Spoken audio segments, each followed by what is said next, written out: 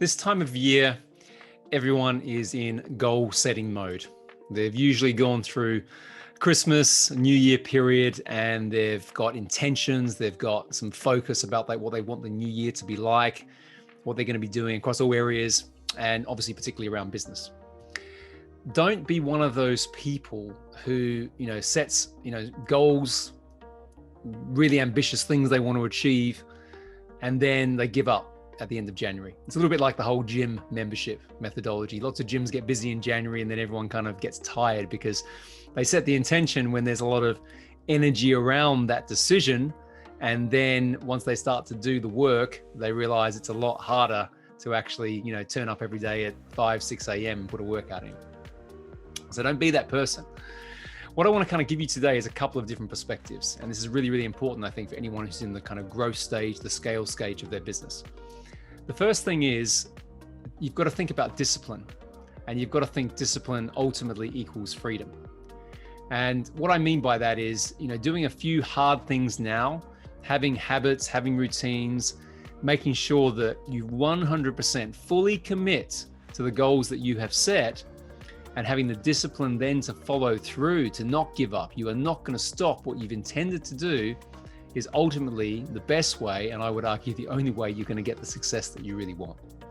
So discipline equals freedom. It's one of the things I say to myself every single day when I've got my own routines and habits. Sometimes it's hard to get out of bed to do the stuff I need to do, but I know that the end game, what I'm trying to create, the empire that I'm building, is 100% worth it.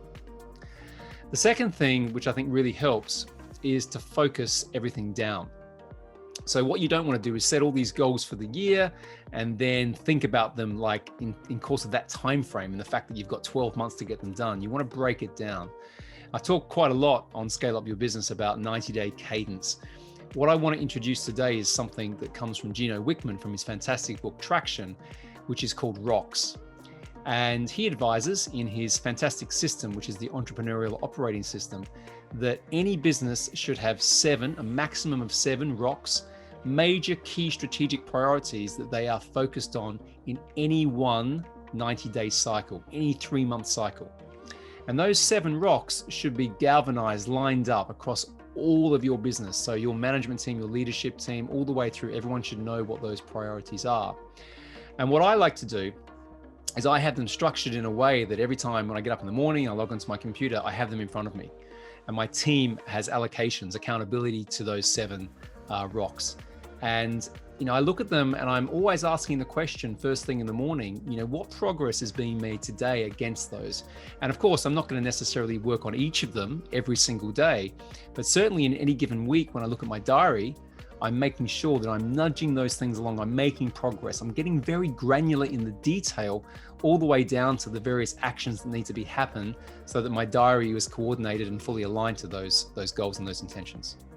And what you find if you do that is, you're seeing progress and you're taking action in such a precise way that you get more motivation because you can see things working.